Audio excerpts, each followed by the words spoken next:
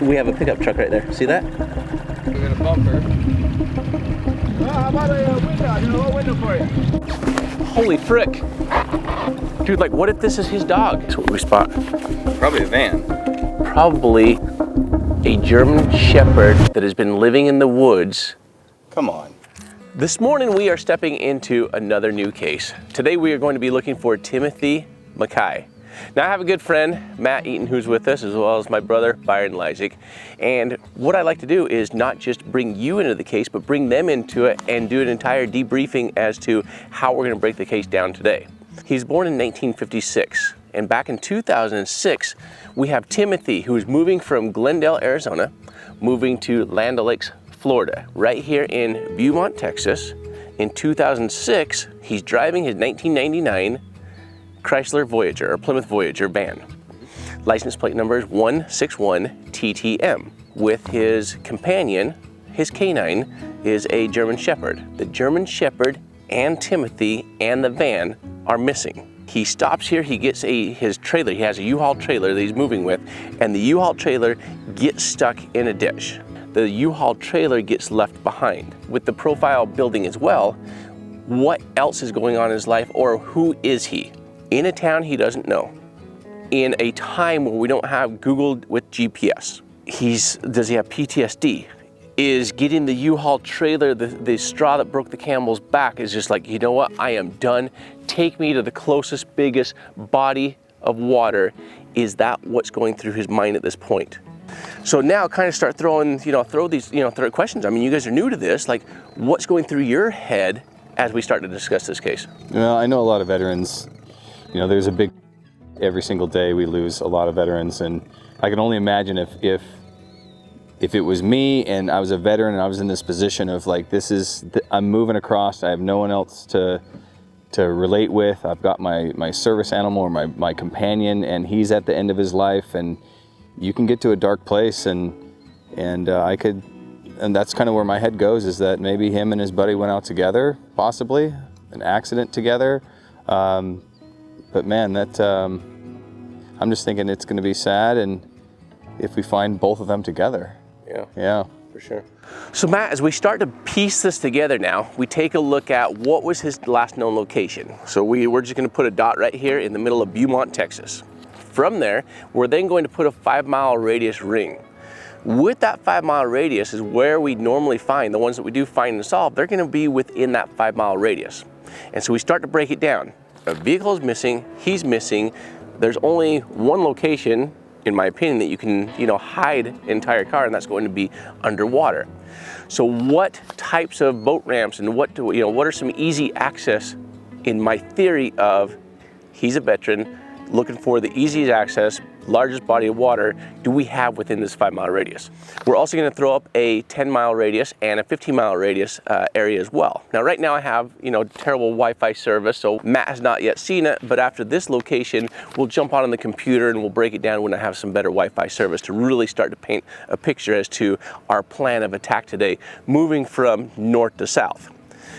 What I have at this location is, while I don't feel as though this is our most probable, because we have this big building back here where, we have like a saltwater barrier here, and the saltwater barrier is coming in from the Gulf of Mexico, that when the tide is coming back in, they'll close this barrier to keep the saltwater out of the upstream side.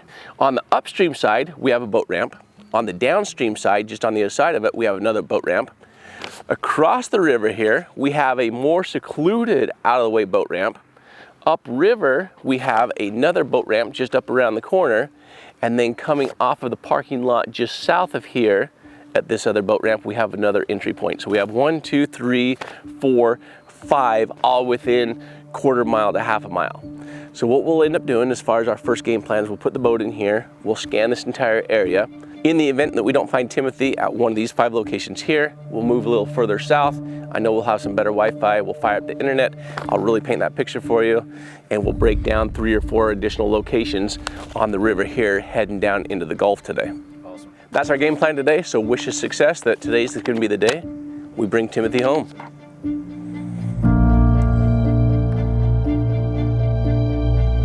For families who have all but given up on finding their loved ones, this team is a last hope.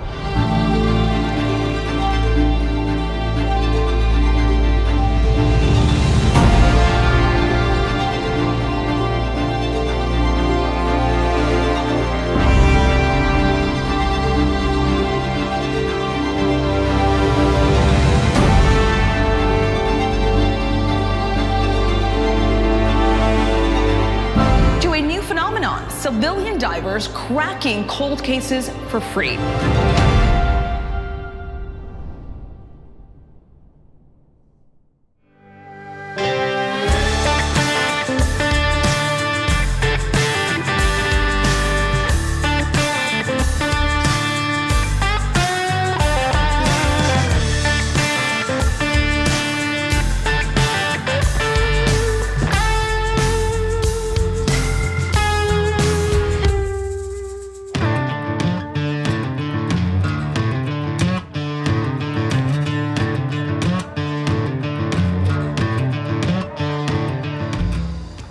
What we'll do here, Matt, with you is we'll give you a nice sonar overview here. So as you are looking at your screens over there, you're looking at the exact same thing that I have over here.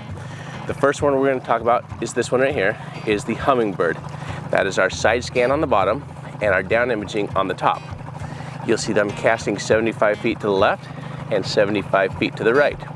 Where the boat icon is at, that is our boat in the direction of travel we're going, and anything that's black there is our water column. So right now in the upper left you'll see 18.7 feet and you'll see the grids down below 1836.54. So from the boat icon to the black to the gold is the riverbed, that's 18 feet deep, and as it adjusts you'll see it come in and out. If we have an object such as, let's say like this shadow on the left, let's say, oh, we think that that's our vehicle, it's roughly 75 feet on the left hand side, we can zoom in on it, we can mark it with a waypoint if we wanted to, and then we can go back to that object and that target later on. That's what really helps us to start pinpointing and getting over the top of it. With the top one is our down imaging. So same thing from the top, 0, down to the 15-foot mark, that's our black water column, and then when it hits the gold, that's the bottom of the river here. From on the right hand side, this is our live scope. So anything that's happening here is happening in real time. So as a fish swims by, you'll see a fish swim by.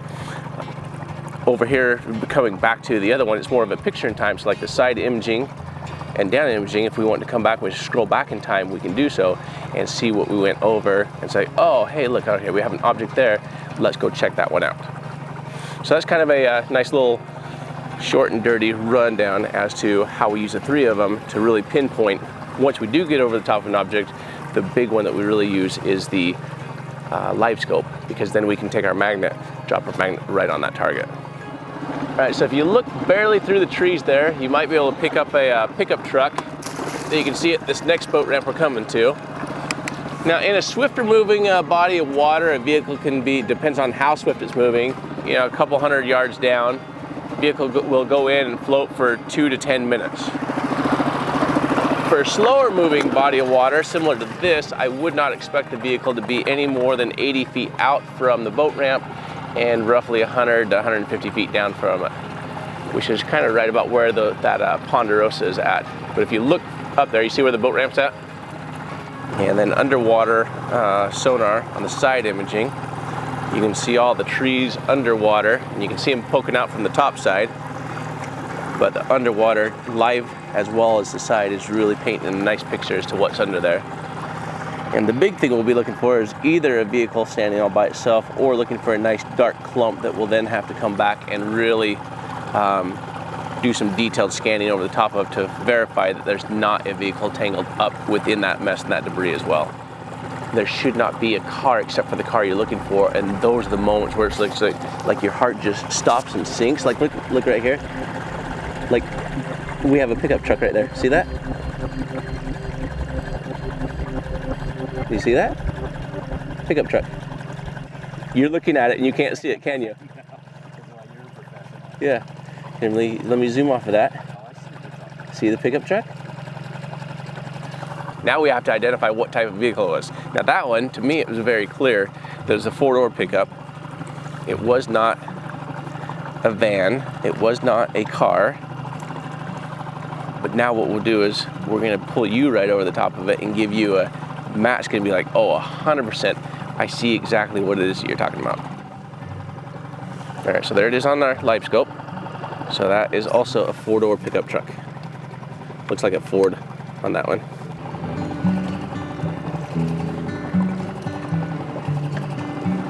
So both of those vehicles were roughly 25 to 35 feet out. So that's really normal in a river, that it goes in, current starts to catch it. So instead of it floating out 80 feet, it's gonna catch with the current and start going down. Whereas in a lake, it's gonna come out and it usually floats 60 to 80 feet and then it sinks. Depending on the size of the vehicle, how much cabin space there is for the air that's inside of it is going to also help determine how long that vehicle is going to float. Is an older vehicle versus a newer vehicle that's better sealed as well. So many factors go into all of this. Yeah, the farthest vehicle we've ever had downriver was in the Missouri River, down in Plattsmouth, Nebraska. And it was a veteran, similar to Timothy here, except with John Zarkowski, he had already had one leg amputated. He was getting ready to have another leg amputated. He was on a medevac system for his wounds. And it was just a sad situation. You know, he was just done, and he decided to, you know, check out on his own. And he ended up driving his Tahoe into the river, and faster moving body of water, and about 750 yards down. We didn't find him. We spent all day searching for him and finally found him late that evening. Recovered him the next day. He'd been missing. That one he'd only been missing for about 2 weeks on that one. But it's just sad, you know, that I've been in this situation myself, you know, where it's like, you know, you just heavy depression. Things are just hitting you in different periods in your life. You know?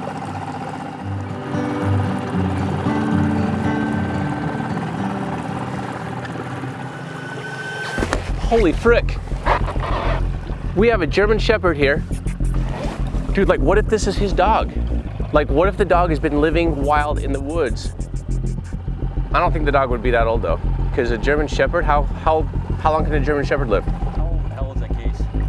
2006? There's no way. Yeah, there's no way.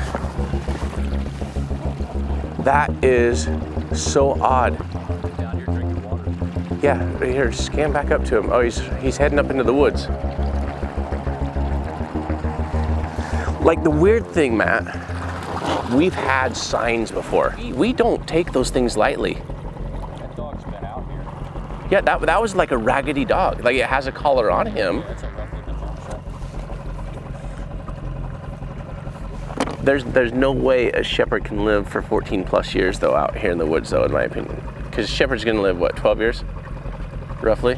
Well, here's the thing too. You know, so you end up with like let's just say we go back, we look at the picture, it's his dog. A lot of times, dogs will not leave that area and the owner's side. I mean, it's like committed. And years later, vehicle's been found. We had one lady we were looking for 3 years, Virginia Collier, and she was found 3 years later in the woods. She wasn't in the water. All right, I don't see any other entry points up here, so I don't think that I have anywhere up here to search as far as water goes. So let's head back down and take a look at those pictures. We are over scanning the other side up, not this one here. So this one has a nice 10-foot hole. You can put vehicles in here, but the other one is a lot more secluded. 2 trucks in there, no other vehicles, clear as day, they are trucks. We're coming back on this side of the bank. Guess what we spot? Probably a van. Probably a German Shepherd that has been living in the woods. Come on. Wow, are you serious? I couldn't say it fast enough because I was dumbfounded, so I just started pointing at it. Do we know how young his German Shepherd was at the time? Yeah, this one looks a little bit older. But here's the an anomaly. I mean, he had brown coloring like this, but I don't think that that's the same dog. That one has a lot more brown on it. That's 17 years ago. Yeah. I don't think German Shepherds No, make it past. This dog is older, and that one was darker. Yeah. But that one had a collar on it. But what an omen. So anyway, we're gonna jet down. We're gonna go do this other boat ramp in that little parking lot area over there, and then we'll come back up. Okay. And then we'll put in. Morning, sir. How y'all doing? Good. How about you? Good. Pretty neat. Thank you. Hey, other than the 2 trucks up here, do you know of any other vehicles that are underwater in your river here? Y'all found 2 trucks? We did. Are you missing 2 trucks? No, not. I've seen them right here. Some go in, you know, we pull them out. Yeah. You guys see the shepherd over here a lot? People drop strays off. Yeah, we ran across a shepherd. Yeah, and the thing is, he's missing with a German Shepherd. However, he's been missing since 2006. He's a veteran that was moving from Arizona. Timothy McKye. Yeah. Anyway, yeah, we'll run through the lock here and we'll go check that downstream. Go right through the lock. Okay, perfect. Yeah. Sounds good. But yeah, when you get like the bank over there on that where all the piling is, it's pretty deep in there. Okay. And that channel kind of goes around. You can follow that side, but yeah, you'll see another old boat ramp a little bit further south. Yeah, I saw there's 2 boat ramps over there. Yeah, it'd be the older one between them 2. Okay. You might take it because that was an area where they could steal stuff and come around and ditch it. Okay. In the middle of the night or whatever, nobody would see them, you know. Right. But we had several cars that they would steal and burn, and I wouldn't doubt there's probably something in there. Perfect. Yeah, and then right where the 90 is also looks like you guys had to have a barrier there. They had some people ditch them in there, but then like the fire department would find them. And then once you first come in the gate on this side, there's a pond, but that's not ours. Right. They found a couple in there. Okay. All right, perfect. Well, But yeah. no, just take yourself at home. We'll run down there and do it. Appreciate it. Thank you. All right, here you go, Byron. Okay.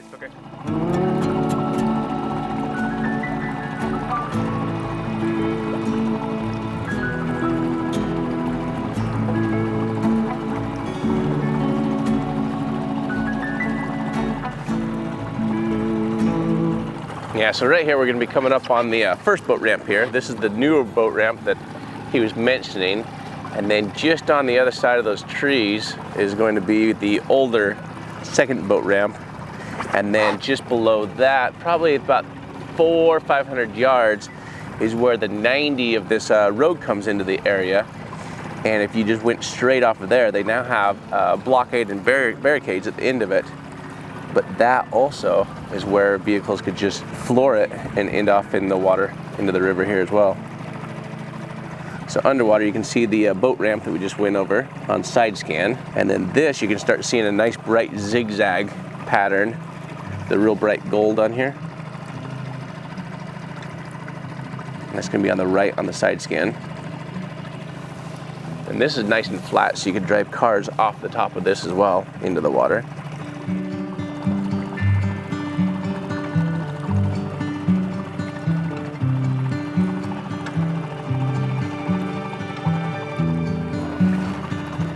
Now a van itself, especially a 1999 Voyager, you know, think about it, has like that longer nose, a lot of cabin space for air, so it may float just a little bit longer, so we can go just a little bit extra further of a distance than we normally would, even though the water's not moving that fast in here. So that looks like a vehicle upside down. Yep, see?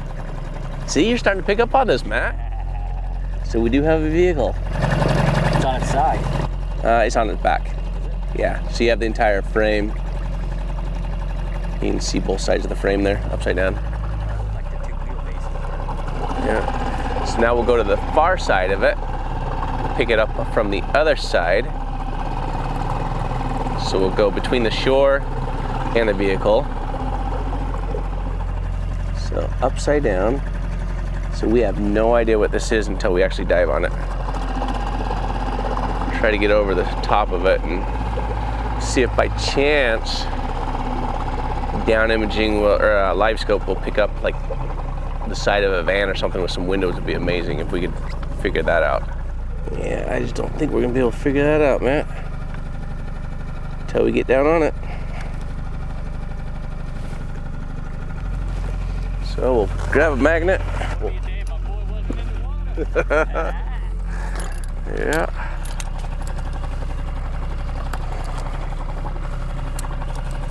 So on live scope, you can see the magnet right there, right near the 2-foot mark, bouncing up and down. Yeah. All right, so we're gonna take that and bounce it right on top of the car is what we're gonna go for.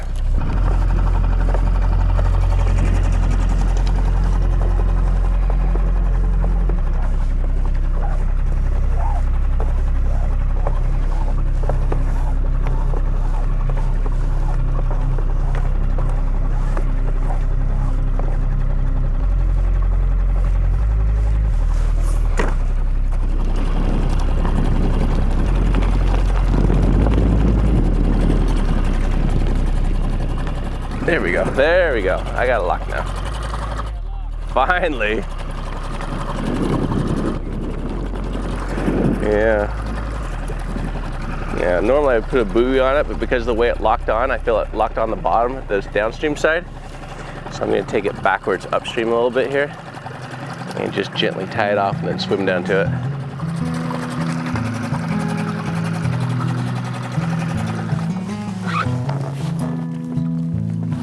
Yeah, we'll just gently tie it off to here, up here for now. All right, I got a nice lock on there then. I'll just put that in there for now.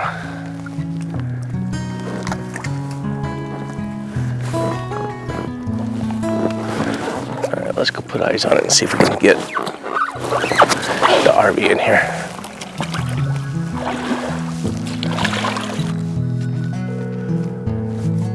Oh, you ran out of gas. No, we haven't run out of gas. Hey, grab the RV and move it over here so I can suit up. We have a vehicle that's upside down. I've been in there for quite a while. It's definitely buried, and yeah, I don't even know if we're gonna be able to identify it, but I'll do everything I can. Just off the bank over here at this old boat ramp before they put the barricade up, we have a vehicle that's upside down. I cannot identify whether it's a taller vehicle. I can't identify if it's just a car, other than I have a vehicle upside down that I have a magnet on it. So I'm gonna suit up right now. Locked on, okay. Dive on it, and we'll know in 30, 40 minutes if it's the Voyager we're looking for.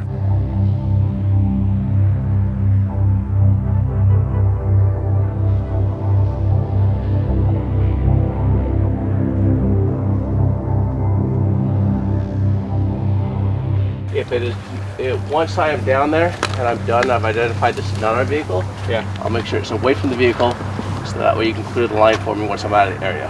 Okay. In the meantime, it's on the downstream side, so I didn't put a buoy on it because with the river running down, I didn't want it accidentally pulling off because it took us forever to hook onto this. So it's not like a solid lock for me to trust a buoy floating in the river. Okay, and so I'll just keep scanning just one side. I'll circle scan, see if I can pick up any. Yeah, stay far out. Yep.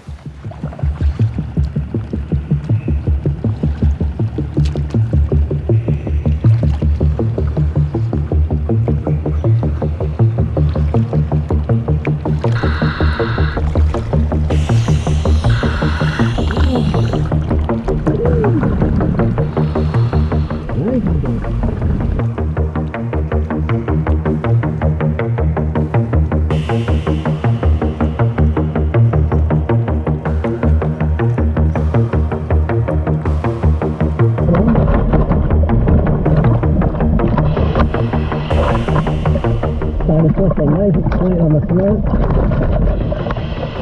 Got still a license plate there. Then we head back over to the driver's side.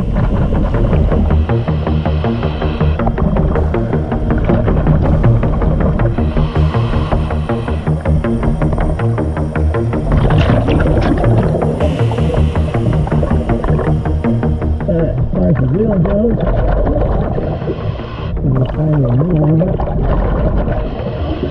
cannot identify what type of wheel it is.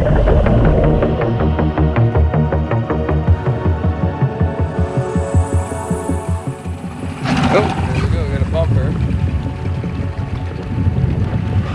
Get that. See if we can identify anything. What's this stuff?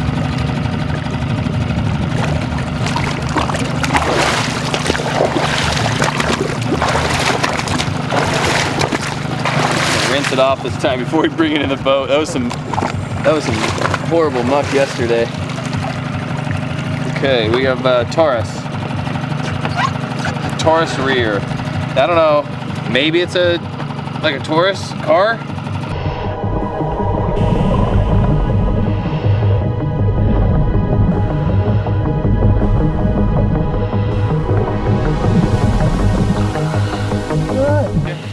So we got a Taurus, Ford Taurus. The Ford Taurus? Ford Taurus. That is what it says. We got a part number. Part number on that. And then we're looking for green. And this is a champagne color. All right. Right? Wasn't it green? Yeah, I mean, and then If any river was to change the color of something, it'd be this one. Keyword part number. Is this gonna be it? WSB, that whole thing?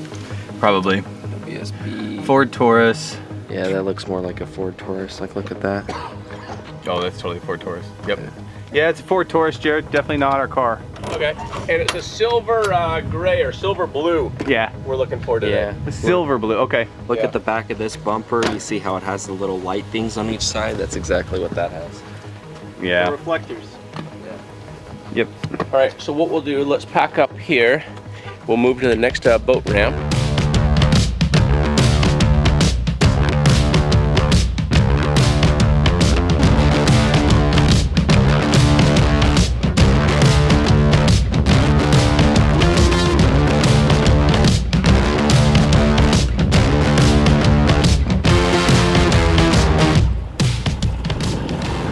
Really shallow right here, only 3 feet deep out, this far out. So we'll get out past that drop off, right where like the 7-foot shelf is at, 7 to 10 foot shelf, and scan that down. Probably 200-300 yards is what we'll do here.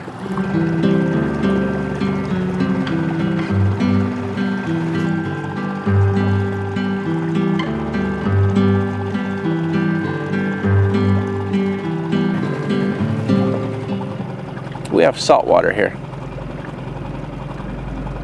right? Salt water is going to break down the vehicle differently than a vehicle in freshwater.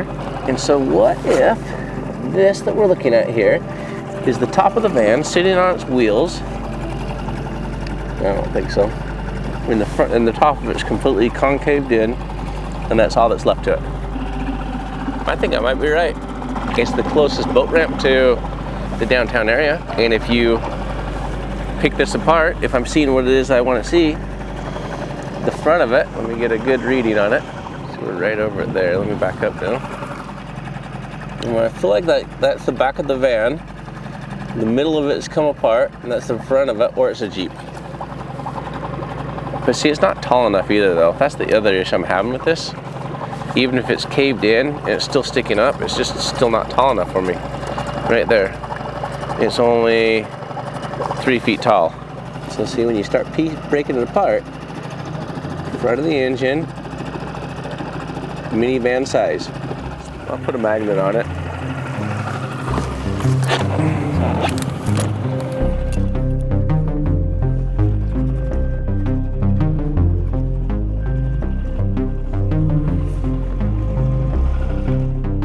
There you go. All right, we're on it. Yeah, we were on it. Just nice and gentle on it. Yeah, see, looks like seats there. So right now the wheels themselves are completely buried. Then from there we have 4 feet to the top of whatever we're looking for. So if you can't see a wheel, 4 feet to the top. But then we don't have the windows and the shape of the actual minivan that we're looking at, because now we're in this salt water that's going to break vehicles down a lot quicker. Yep. So now do I have, similar to the truck that I had yesterday, where the top of it, I was able to just rip right off? Yeah. Is that not right about the same size of where it started to break down for the cave? Come back over here. Definitely a possibility. Yep. Might have found it. Okay.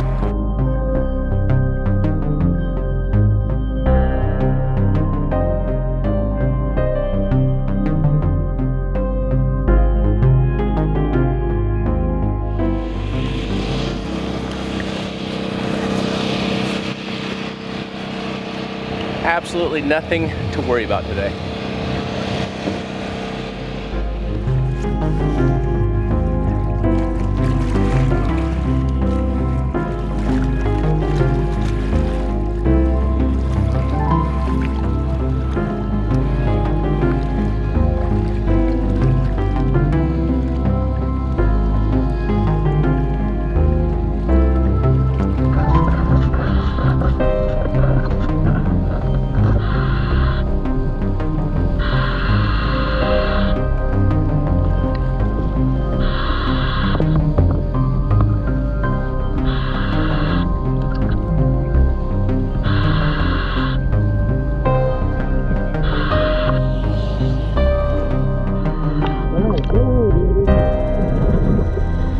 find it.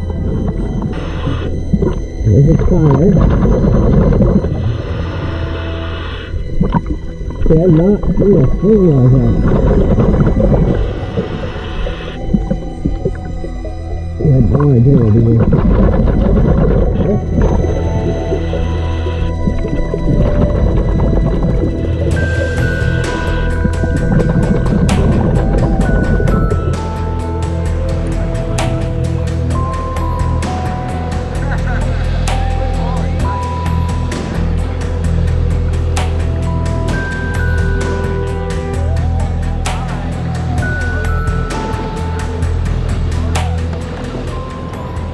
Difficult to see down there. See if we can pull some part numbers off any of this stuff. I mean, it definitely could be a minivan. On the driver's side only so far, and at the very back of it, it's buried quite a bit. And like I said, the top of it's completely missing. And it is a cassette player. That's an old vehicle. Yeah. Oh yeah, that's an armrest there. Okay. Van Halen. I mean, to me, Timothy could be a Van Halen fan. Jensen. But yeah, let's pull some part numbers on this stuff. Okay. You gonna go back down? Yeah, go ahead and do that. Okay. Smiling. Yeah. Really broke in. Service engine light is on due to ocean sensor, but it doesn't affect drivability.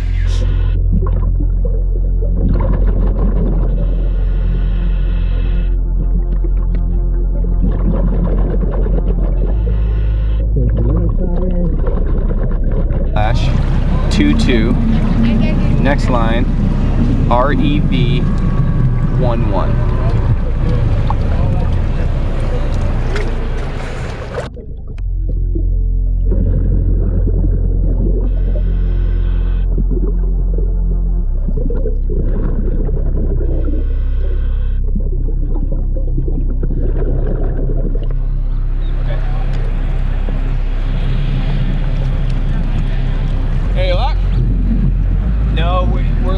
Right now, but we haven't got a clear shot of the inside of the door yet. How about a window? I got a little window for you. That's gonna help.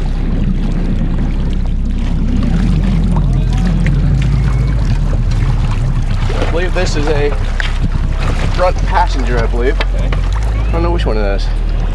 Well, it's articulating, and the only ones that would go up and down on that Plymouth, from what it looked like online, would just front and back. I mean, well, the back ones also go like out, so they go out. Tilt out as well.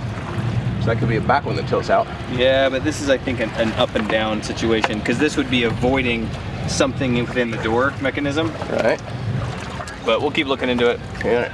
So I'm going to hang out here for a few minutes and see if we can figure that out. Definitely isn't that long. If that's a slide, if the Plymouth Voyager has a sliding door potentially, is that part of the slider on the door that slides open? Oh yeah, with you're the window? right. It doesn't have to be articulating. It could be the sliding mechanism for the door. Because the Voyager door has a slider on it. Look up just the window itself. Replacement window. Yep. For the slider door. Yeah. It's for the articulation. Yeah, I mean, it wouldn't be attached to a slider door. That mechanism is completely different. They wouldn't attach the door mechanism to the glass. So this is a window. Driver front. This is a big. Not it. This is a big vehicle. That's not it, because it has a rounded section at the bottom. It's almost like that's cut out for over a wheel or wheel well, kind of, sort of. Yeah, none of the things on the Voyager is that shape. What about this other piece that we pulled off? Is there a part number on that one? I haven't looked yet. I'm pretty sure this isn't our vehicle just based off that window. Yeah, I'm sure too. I mean, that's a big, long, short window. Minivans are pretty tall and a little bit shorter. The van. But yeah, hold it up and we'll put it in the video. And if you know what type of car this is, I'm going to take one more dive just to see if I can identify any additional parts. But if we can't, you know, leave your comments down below. What kind of vehicle did we just find? Is he asking around, you know, where would I go to, you know, what's the best boat ramp around here for? I don't know what term or words he would end up using. But while I'm in the area and we still have enough time in the day, I feel like let's jump down to one last one closest to the Gulf of Mexico and let's cover these two locations right here. One's on this side of the river that we're currently on, and then we have another boat ramp right here on the other side. All right, on that, let's head down there then to this next boat ramp.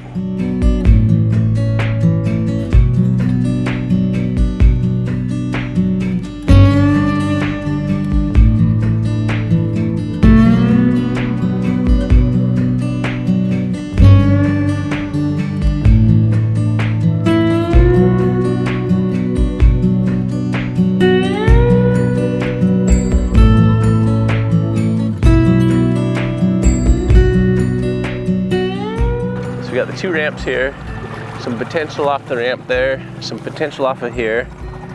Gets a little deeper here. There we go, there's a little hole, starts getting a little deeper. 6 feet, all right, that's deep enough.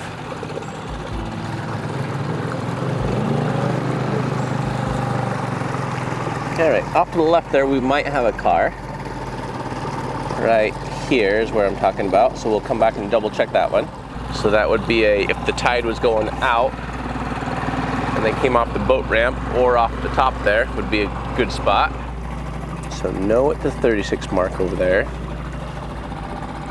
I'm gonna do about 2 miles an hour, and we should be coming up over right about the top of it.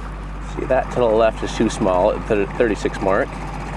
That to the right is only about 2 feet big, and that might be what we were catching for some different shadows. And we're only 5 feet deep here too, and the tide's coming in. All right, so definitely not a car. So we'll scan the rest of this parking area plus the other boat ramp, and we'll jet across the other side and go check that out.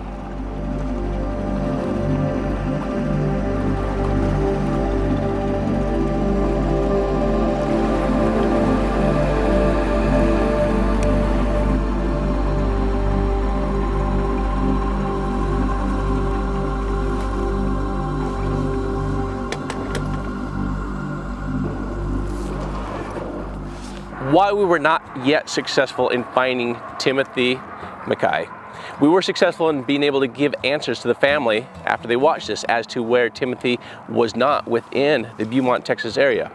We do want to thank Matt for coming out today. And Matt, in addition to like a little bit of a merch stuff that I've got there for you, we do have window breakers also. And this is one of the ways that we were able to travel the US helping these families for free, is that we do sell these window breakers on our website. So I've got a set for you, or one set for you and one for your wife, but underneath of it, it's got a seatbelt cutter on there as well. And there's several mounting options. You can either use it as a straight key ring. Here you go, you can hold it. Awesome. All right, key ring for additional mounting options. Let's say that you want to hang it around your rear view mirror or on the back seat, the back of your seat. A couple of zip ties come in the package.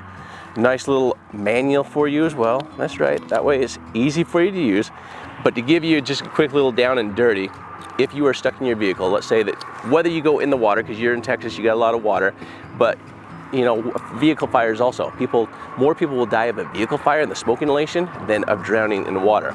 So there's a little push on here, and you just take that flat part, push it against your window. When you do so, this little pin is a tungsten pin. It's gonna pop out, and that's going to break your window. Multi-use, you can use that 100 times, and it's going to break your window. That's awesome. So just push against your window, pops right out. Also has a visor clip here, so that way if you want to put it on your visor instead, you can hang it right on your visor, and you can like slide that in there, and it's all like nice and fancy. So anyway, I've got that for you. I've got one for your wife as well. Thank you. Again, we appreciate you being out here. We are going to be traveling down the road to another case tomorrow, which is actually a foul play case. Now, we don't do foul play cases normally, but my wife has given me permission to do this one. But the reason why we're going to be doing this foul play case is because the nephew has admitted to it. He is in prison, not just for the murder of his uncle, but also another individual in the area. So there's no chance of him getting out. In addition to that, he said where his uncle is at in the river, and nobody's been able to find him or the vehicle. So if you've not done so already, be sure to subscribe, which is free, and turn on the bell notification on YouTube. That way you get a notice the moment we upload any new video and be sure to check that one out. Other than that, we appreciate you being here. We appreciate Matt being here. Buddy, I've missed you. It's been like 10 years, so. I know, man. Yeah, good look forward to seeing you again, as well as my brother Byron. It's been great having him out. So we will see all of you on the next episode.